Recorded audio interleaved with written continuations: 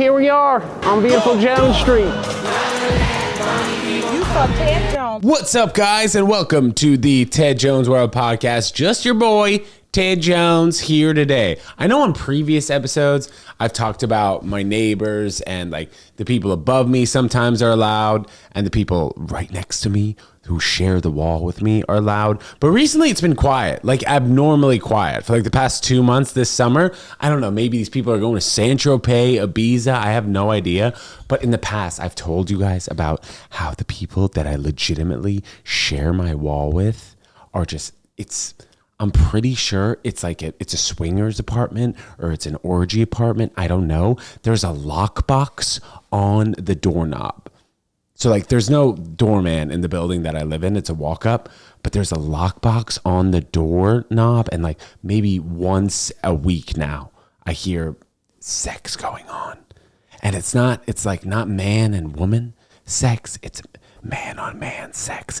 Which is fine. I don't care. I'm not judging, but I'm just saying like, so the sounds that I hear are different, you know? It's like, ooh, ooh. And hold on, I think, is there some action there right now?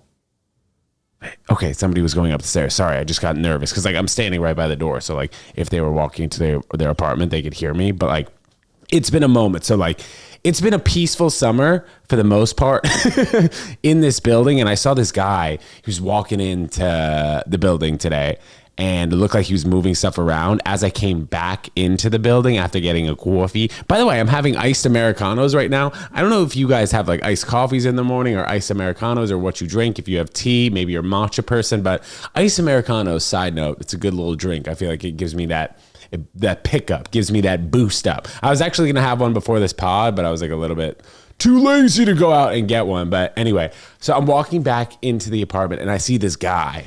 He's probably like the same build as me. Maybe he's like 190, 200 pounds, around the same height. He's just carrying a freaking dresser down the hall. He's just, if you guys are watching this on Spotify or YouTube, you check me out. He's literally just full arms around the dresser.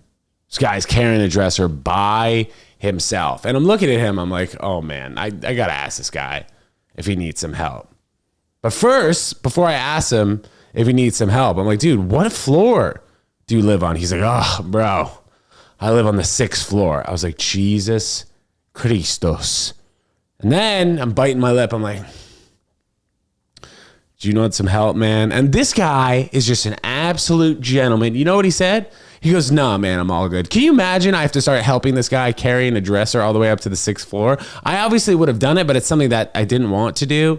You know, I was just trying to be a gentleman of the time. But yes, anyway, getting back to what I was saying earlier, I'm happy that the neighbors, for the most part now, have calmed down on the sexual activity in their apartment. And also, like, you guys say, well, why don't you tell the building manager? Because then, first of all, you can't be kicked out of your apartment for having freaking intercourse in an apartment. You know, like that is definitely legal. And I feel like in the lease, it's not like you can't have sex in your apartment, which is fine. And like, I get it, but I don't want to tell building management, because if I tell building management, they're going to know exactly who told them.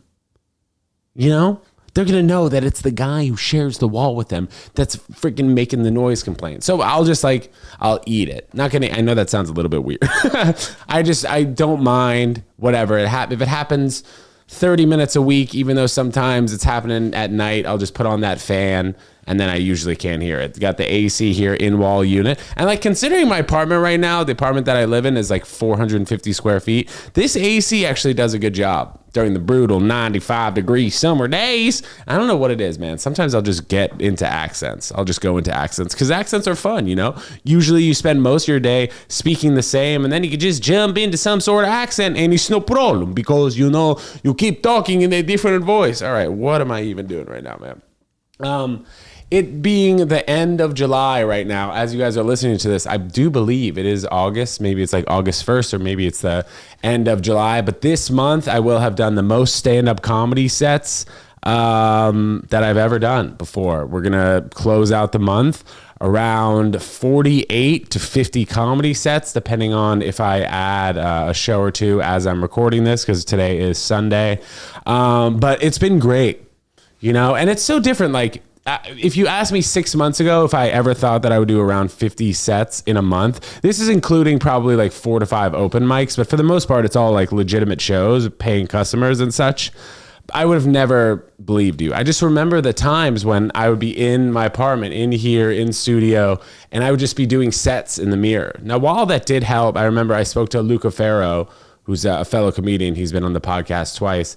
He was just talking about how having a live audience is super beneficial. And I didn't know, I didn't really believe it, or maybe I didn't want to believe it. But even like if you're doing an open mic, there's so much value to that 5 minutes in front of those like 10 other comics or people. Because if you make those comics laugh, chances are it's a good bit. But my goal now when I go into open mics, considering I do have like probably anywhere from 10 to 12 shows, maybe sometimes even like 14 shows in a week, is I want to test out the material that I'm working on. Like, I'm not trying to go into open mics and make people laugh. Like, obviously that's the goal, you know, that's stand-up comedy, but I think I like organizing the bits and the jokes, you know, instead of going in there and like running old stuff. Cause I feel like that's not the best use of my time.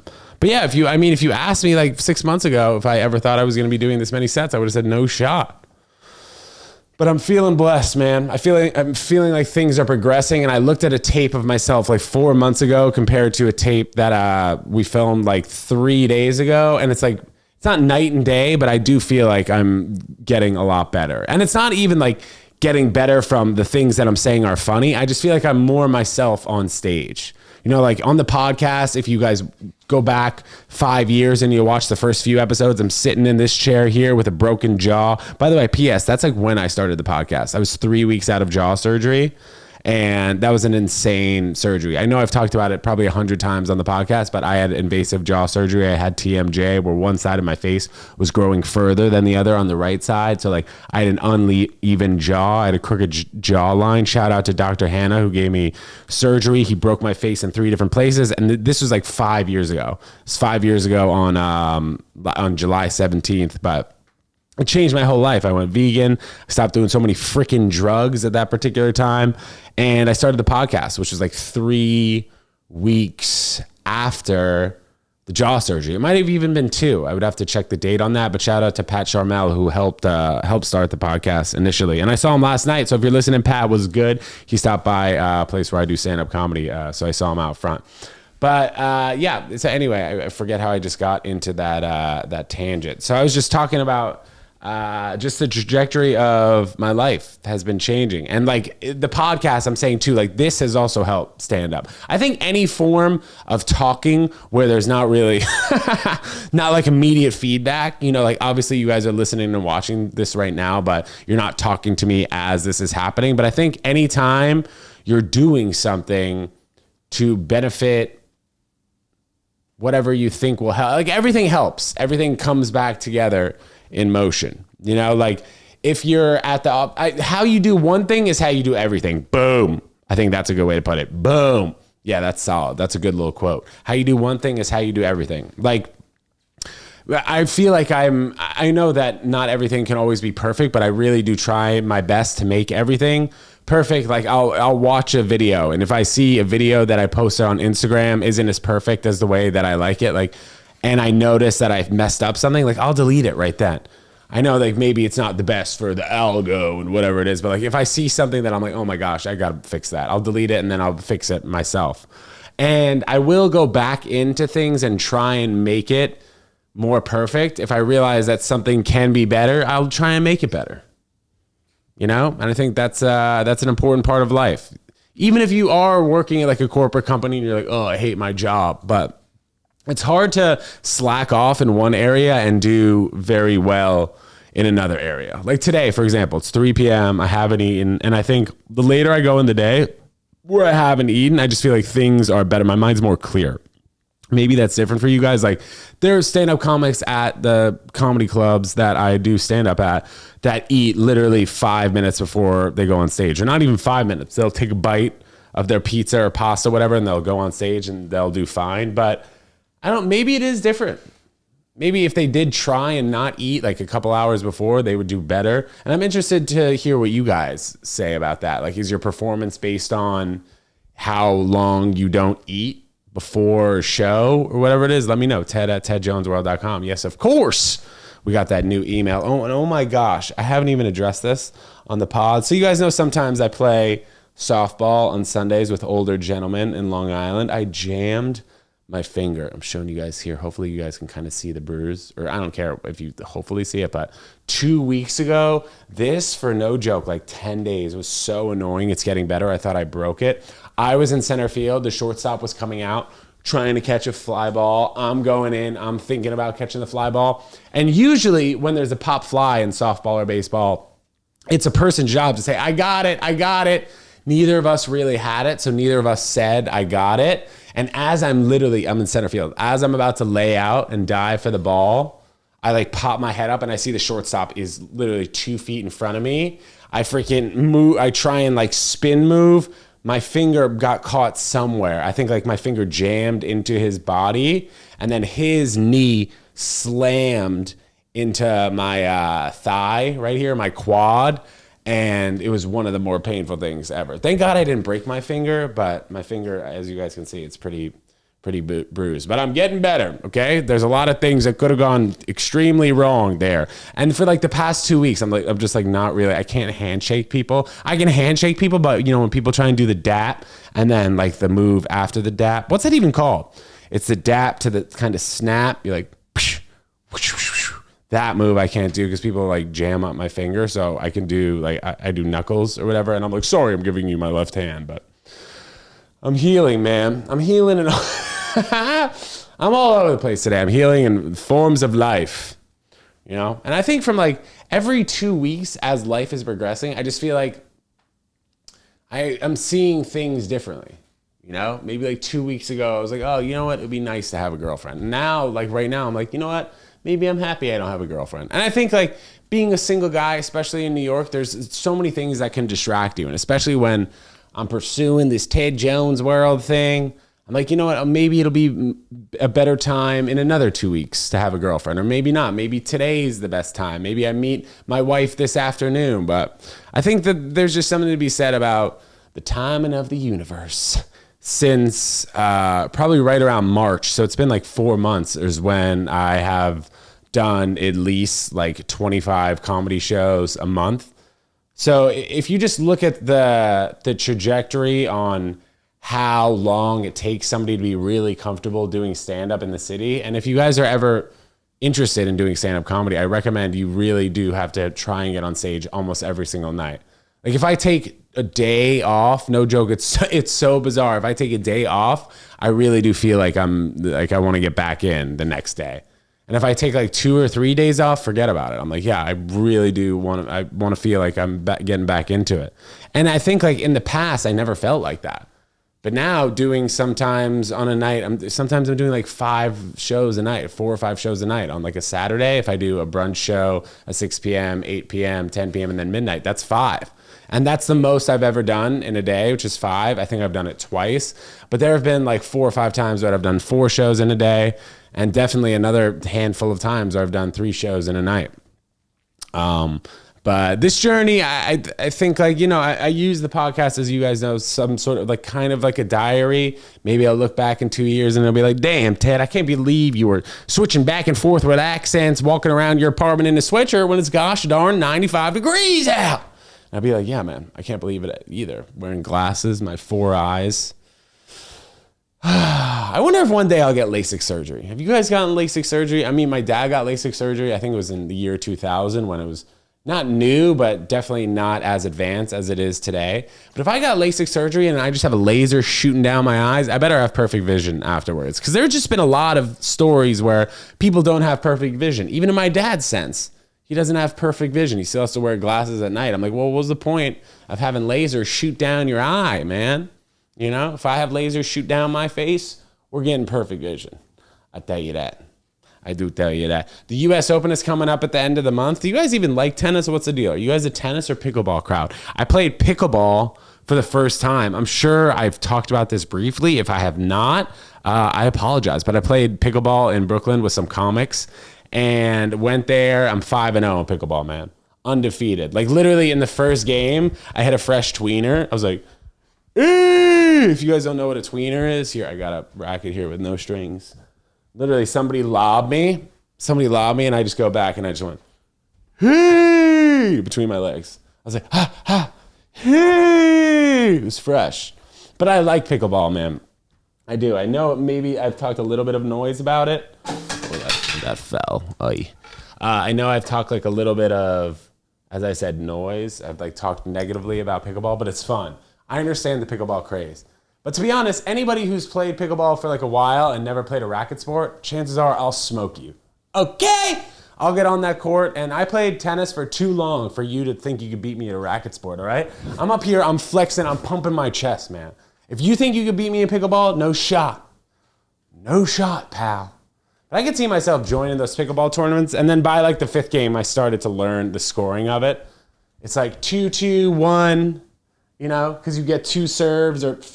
I mean, since I literally played it like 3 weeks ago, and now I kind of forget the scoring. Darn it. But that's also with tennis. Tennis is like difficult to score, but I think tennis is like easier to learn because it just goes 15, 30, 40 game, or 15, 30, 40 deuce, add in game. But then you go games and then tiebreakers and sets. So maybe watching tennis is a little bit harder to understand, but pickleball, I guess once you play a few games, you kind of understand what the deal is. I could see how like playing pickleball singles could be a little bit more fun. But then also you'll notice like these guys who, guys like Jack Sock, and then there are other tennis players who are like transferring over to pickleball. I wonder if we're going to start to see that more and more the older like the tennis crowd gets. Like afterwards, are they going to join the pickleball tour? Is tennis in danger? That's also an interesting question. Djokovic had talked about that, how some of these tennis clubs might just transfer into full pickleball courts.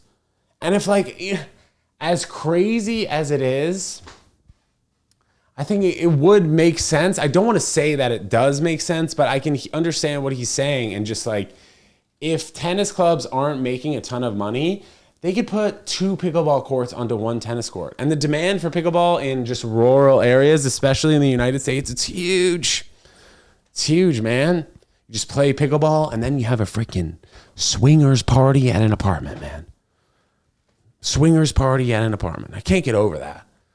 You know, like I can only imagine if you bought a house next to somebody and you hate your neighbors, that's awful because there's no real way out. People are still buying homes these days. I don't get it. I don't get it. I don't really know. I know like in the past, I know I was speaking about like previous podcasts and stuff like that. I remember I was giving stock tips back in the day. I know I'm going to get shit for that later down the line, but I got to keep it up. Just telling you guys what stocks to buy when I had no idea what I was talking about, man. It's just a young freaking 27-year-old talking about stock tips, man. I couldn't imagine buying a house and then the people next to you buy your house and then you hate your neighbors. And especially since like if you're in the suburbs or you're in an apartment, you're right on top of each other. Maybe not so much more in the suburbs, but like if you're in an apartment in NYC and your neighbors are loud and you share a wall with them, that's terrible. That's a nightmare. Especially if you tell the building company on them. You're like, they're super loud. They're having sex in the apartment. You need to shut them down. Tell them to shut up, because then they'll know it's you. And I don't want no beef like that, all right? I'm vegan, as you guys know. We didn't talk about this, and I know it was like a few weeks ago. I cannot believe that Donnie T just avoided that bullet. That's the craziest thing of all time. If you don't believe that we're in a simulation now, I think you got to. For that to happen is just too insane. For him, like, if he didn't turn his head a quarter of a second earlier, like, you know, we'd be in a different place. Place would be mad zone. When Joey Biden dropped out of the race, this isn't a political podcast. This is just a, you know, watching of some current events podcast. It's wild, dude. It's wild. But you got to love it. This season of America is great, as Joe Rogan says. It's been interesting, especially the last 4 months, man. Last 4 months, my life has changed a bit. You know, on like the romantic front, on the professional front, but I think right now it's just time to focus on the professional life. And I talk about that a lot. And I know in the beginning of the episode, I was like, things could change tonight. Who knows? But this has been a great summer. I'm participating in the artists versus writers softball game in East Hampton on August 17th, which is in about like 2.5 weeks. So if you guys are out in Long Island, come check out your boy. And I'm looking to hit a bomb this summer, right? I'm looking to hit a fat homer over the fence. I'm like one of the, I don't want to say I'm one of the younger guys, but I'm definitely one of the solid players in that game. Because you guys know I chose tennis over baseball when I was like 12 years old, and I won MVP in my little league when I was 12 years old. And I was like, you know what, should I go tennis? Should I go baseball? I'm sick of people dropping pop flies in the outfield. I'm going tennis. But I still got that baseball bug in me. And I can see myself getting more of like a pickleball bug, right? Like you play with people, and people who haven't played racket sports their whole life, it seems like they could get good at pickleball pretty, not easily, but if they play a lot. And people love playing pickleball. People will be out there for 3 hours. Like that one time when I played 5 games, I think I was out there for like 2 hours. 5-0. So I'm undefeated, man. You know what would be cool? Oh my gosh. How have they not thought about this yet?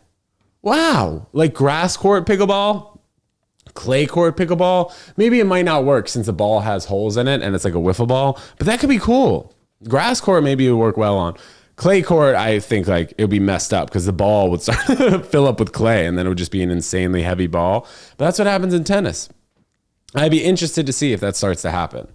Grass court pickleball, damn. Might not work because the bounce would be so bad. And like the hardcore pickleball just seems like it's the play.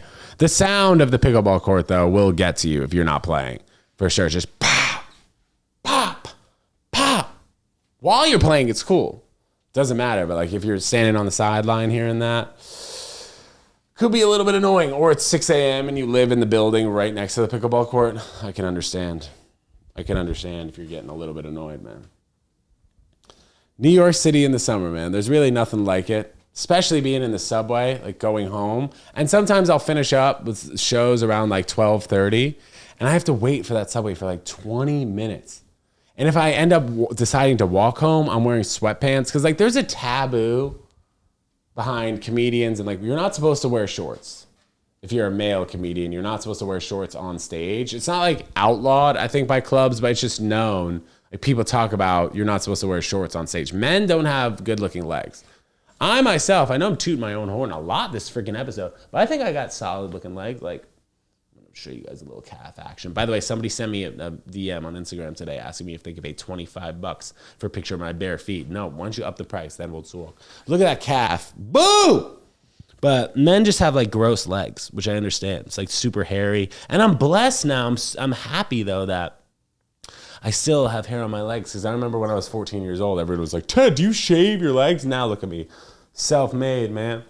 I got that hair on my legs. But seriously, if I walk home at night and I'm in a t-shirt and sweatpants, I'm going to be schwitzing bullets, and then I get home, I have to take a cold shower. You smell good. So I don't know why there's no AC in the subway system. I understand that like it would waste a lot of money, but I think that they should have fans. Maybe at some subway stops they have fans, but they don't have any like fans. I'm not talking about like people who really like you. I'm talking about like in the ceiling corner, just a big zzz, just like blowing air.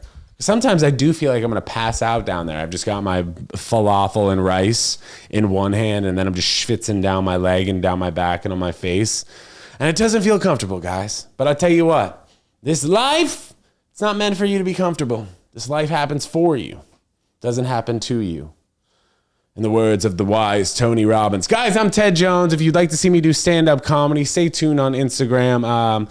Message me on Instagram. I'll shoot you guys back a response if it makes sense. And got that new email, ted@tedjonesworld.com, tedjonesworld@gmail.com. You guys can find me. And yeah, please come out to a show. I would love to see you. Anyways, until the next Ted Jones World podcast, thanks so much for tuning in and listening. I will see you guys next time. Peace.